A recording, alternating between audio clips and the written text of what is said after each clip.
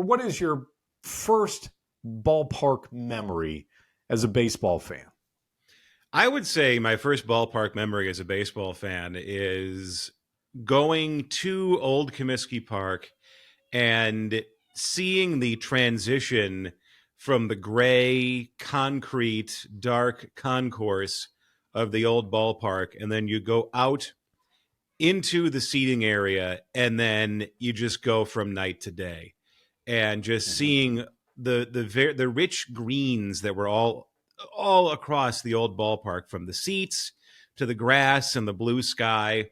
And it was always amazing. It was my first experience of watching something in real life that I had seen on TV. And it was just trying to process the difference between something you would see on the small screen and something that's unfolding in front of you in real life. And the funny thing is, I actually managed to track down the first game that I saw. It was a Saturday afternoon. It was an NBC game of the week from June of 1985. And the reason I was able to kind of figure out that that was the game, they were playing the California Angels. And Brian Downing hit a home run early in the game, and I was disappointed that the fireworks didn't go off. And that's when I learned that they only go off for White Sox players who hit home runs. Sure.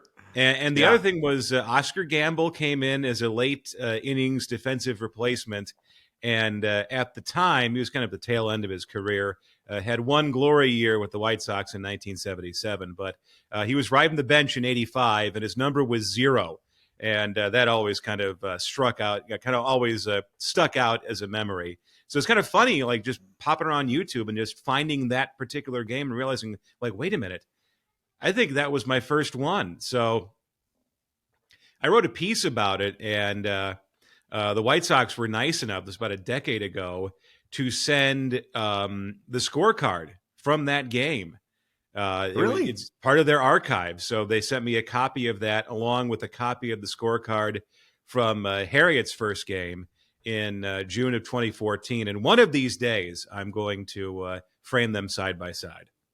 Well, your memory is very similar to mine. Mine was Candlestick Park, and I just remember walking in the dark tunnels to find, the alleyway to your seat, and you come out of the darkness of the cement and you open up to that green grass, and it is just, I'd never seen anything like it, and I can remember vividly it was almost jaw-dropping to see a Major League ballpark like that, like you'd seen on TV. Let's talk about this current group. Before we talk about the current group of the White Sox, as we watch another rebuild unfold in front of us, and it is going to be absolutely that, perhaps another season of 100 losses. What happened in the old rebuild, Rob? Well, I think a couple of things happened. One was just strictly dumb luck, and that was the first year of the competitive window was 2020. And I'm sure you were on the other side of that particular pursuit, but the 2018-2019 offseason was dominated entirely by the attempt to bring Manny Machado to the south side of Chicago. And there was some interest. And I think at one point the White Sox were basically bidding against themselves. And, Manny came to Guaranteed Rate Field in December of 2018. There was a tour of the ballpark. I mean, they talked to team officials. It seemed like it was going to happen. The White Sox signed like all of his friends and family to 1-year deals. And then it fell apart. I mean, I think they got too clever by half, and San Diego swooped in at the last minute, and Manny Machado was still a Padre. So that was one area of disappointment, but they managed to move on. They signed Dallas Keuchel in the offseason, the December of 2019. They signed Edwin Encarnacion to be a DH at Christmas of 2019. And, of course, they signed Yasmani Grandal. So, clearly, based on their free agent activity that offseason, 19 into 20, they thought they were going to start competing in 2020. And, of course, COVID-19 comes along. You have the shortened season, the 60-game season where they did make the playoffs and were eliminated by Oakland. But Unfortunately, I think that shortened season of 2020 robbed White Sox fans and robbed the White Sox organization of a full season of Yasmani Grandal, a full season of Dallas Keuchel. And that's a year you're not going to get back. So you get to 2021, and Tony La Russa comes in as the manager. Not my first choice, and I don't think it was the organization's first choice either. You may recall the day that was announced, there was a graphic ready to go on social media. It says, "Welcome our new manager, Tony La Russa." There's a picture of Tony La Russa, and underneath it is AJ Hinch's signature. So That's right. someone must have gone over somebody's head, but Tony was the guy, and he actually did a pretty good job with them in 2021. They won over 90 games. They won the American League Central, and they had some significant injuries along the way. They managed to succeed despite the fact that Luis Robert Jr. got hurt. They managed to succeed despite the fact that Eloy Jimenez got seriously injured in spring training. And for the first half of 2021, it seemed like Tony La Russa was able to channel that old St. Louis Cardinals devil magic where you could just get any guy and plug them in and he was productive. And they did that. They had Jake Lamb was good for a couple of weeks. He helped them chug along. Brian Goodwin was terrific during his time with the White Sox in 2021. So Tony was able to get people to produce. He was able to get the team to persevere over substantial injuries. And I know there were a couple of misfires here and there in the early going. The most notable for me was not knowing the extra inning rules. Yes. And how do you utilize the ghost runner? Sending your closer out to second base. Yeah, yes. That was in Cincinnati. That was maybe the biggest Tony brain fart. But outside of that, I thought he kept the team together. And once they got past that, so it's May of 2021, they were rolling. And unfortunately, I think they let the foot off the gas a little too much. It took a very long time to close out the division in September. And then, except for that one home game, that Sunday night, they kind of laid an egg in the playoffs. You get to 22, and I think you have a couple of things going on. By their own admission, some of the players said they went in thinking, well, we're the prohibitive favorite for the playoffs. And there was just a certain lack of urgency and a lack of intensity. And on top of that, Tony got sick. And I think now you know how serious it was. But clearly, he was not able to rally the clubhouse to the degree that he did in 2021. And it showed. The lack of preparation was there. The lack of conditioning was there. And then you get to 23. Tony's gone. You have a new manager, Pedro Grifol. But more importantly, Jose Abreu is gone. And he was a very significant clubhouse leader. And I think without him keeping certain players in line and making the rest of the clubhouse listen to him and buy into what the organization wanted, the wheels fell off. And boy, did they in 2023. Yeah, they certainly did. So where does your optimism lie, if any, with this 2024 team? I mean, I think, the 65 wins that the projection systems are predicting, they're not wrong. I mean, I think, the cold, hard numbers tell a pretty bleak story. However, why not us? Well, it's not why not us. I mean, I don't think they're going to be a contender this year by any stretch of the imagination, but I think they're going to be more watchable. I think you may see a 70-ish win team as opposed to 65, maybe 72, maybe 75.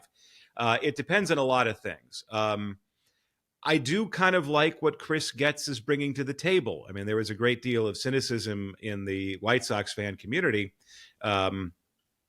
after Rick Hahn and Kenny Williams were fired, that Getz was going to come in and continue this very flawed system.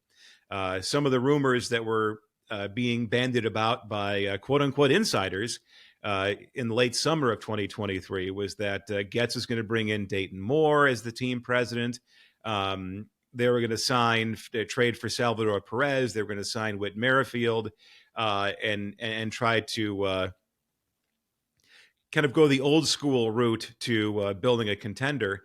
But Getz brought in Brian Bannister as their pitching coordinator, who had great success in Boston and again in San Francisco.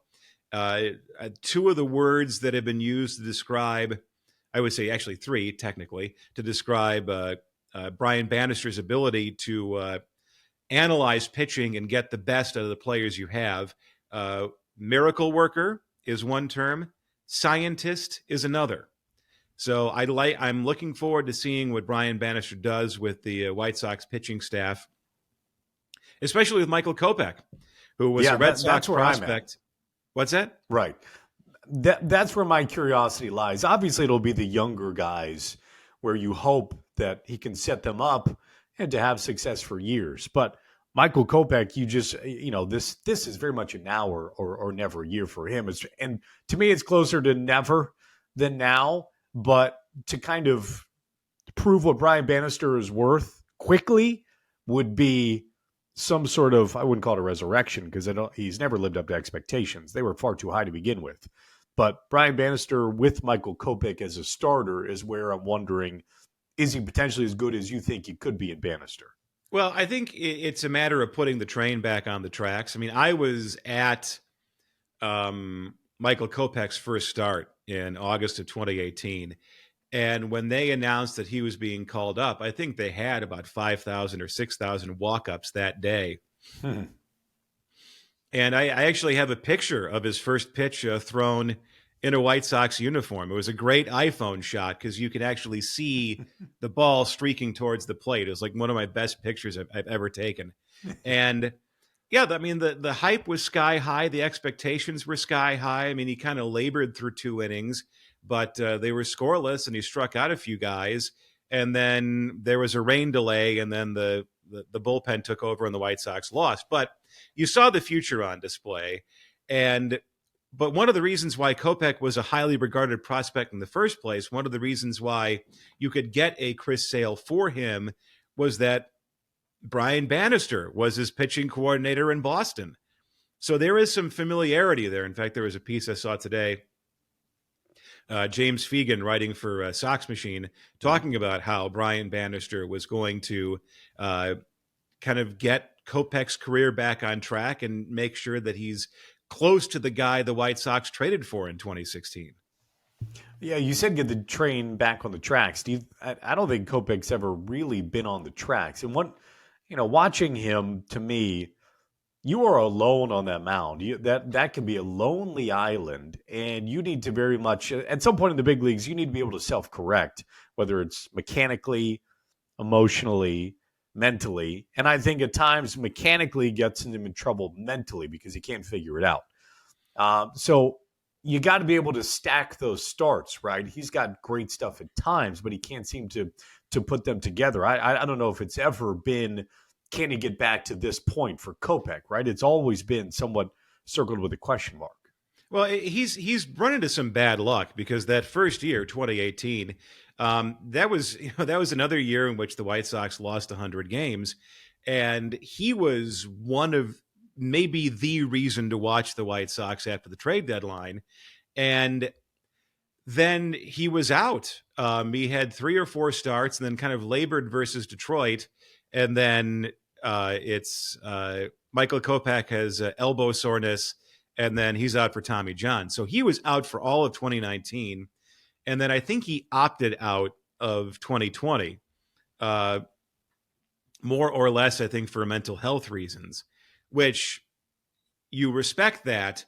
But I think that put him pretty far behind the 8 ball when they stashed him in the bullpen in 2021. And he was good out of the bullpen in 21. And then they said, 22, you're a starter. But and to make matters worse for him, that time that could have been spent getting him ready for starting pitching once again for the first time since 2018 was taken away because he had the lockout. and you weren't able to really work out in team activities from December until March. So I think that there's a little bit of between the ears for Michael Kopech, but I Right. think he's also been the victim of a lot of bad luck. Yeah. Well, one thing's for sure, he's no longer a young player. He's No, almost one of those he's guys that 27. right. And I feel like watching him, it's like it'll come along, and then you remind yourself, oh yeah, he's 27 years old. Well, Rob, do you think that that next great iPhone photo potentially could be coming a few years in the South Loop? I mean, I've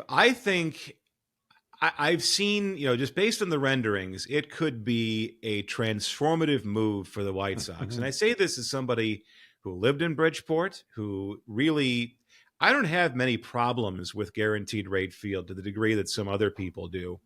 And I think it's a ballpark that's unfairly maligned in my estimation. I mean, it's the result of kind of a toxic process that led to that ballpark being built in the first place, and then followed by the fact that the next year, uh, Camden Yards opens, and all of a sudden you see what new ballparks can be. You can embrace the past, and suddenly the ballpark just turned into a big blue white elephant. But you know, I've spent a lot of time there when I was a lot younger and before kids, and when I lived in the neighborhood, I was going to maybe 25 or 26 games a year. So I knew the ins and outs, and it's a great place to take in a game. But I've also been to PNC Park in Pittsburgh.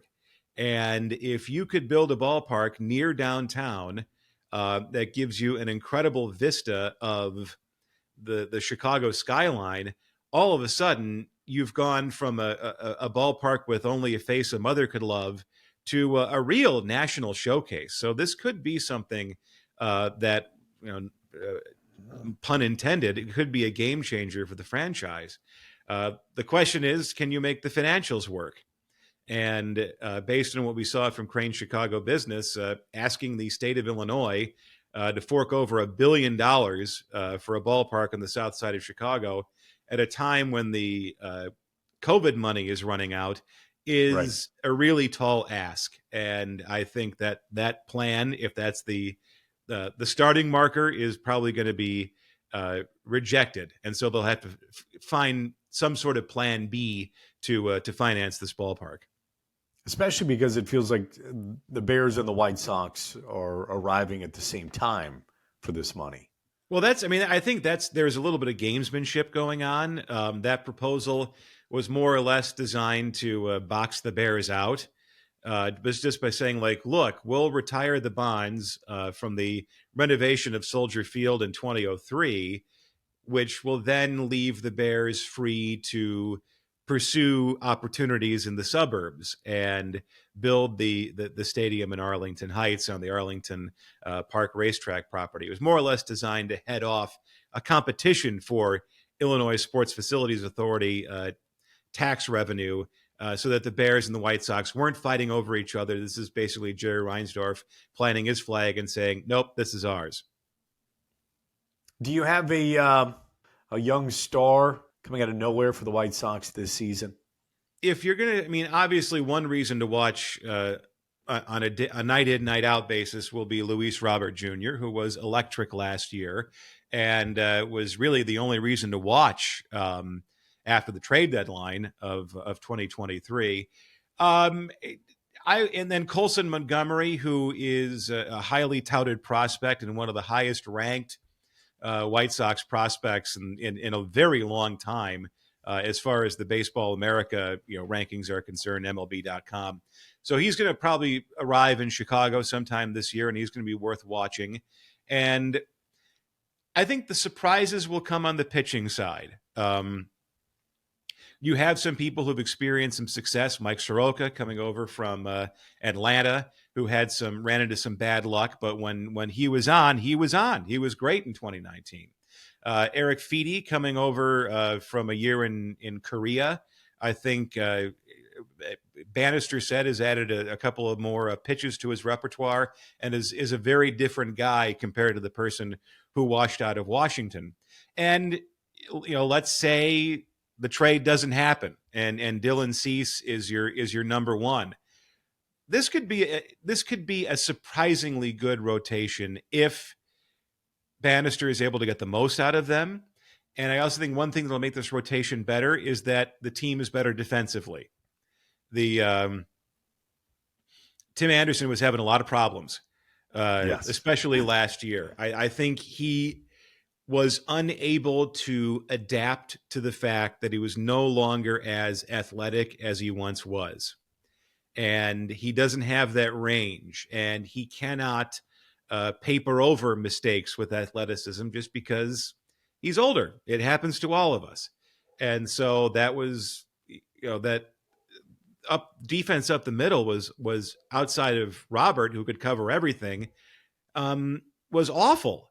And so if you have a team that can catch the ball, then the pitching staff is a little bit better and could potentially be a whole lot better. The offense, that's a work in progress. I don't want to fall down the trap of saying for the fourth year in a row, well, if Moncada can be the guy he was in 2019, and if Right. Eloy could be the guy he was in 6-week stretches across a couple of years, then this is a contender. I also like the guy who came over from Arizona, the trade, Fletcher.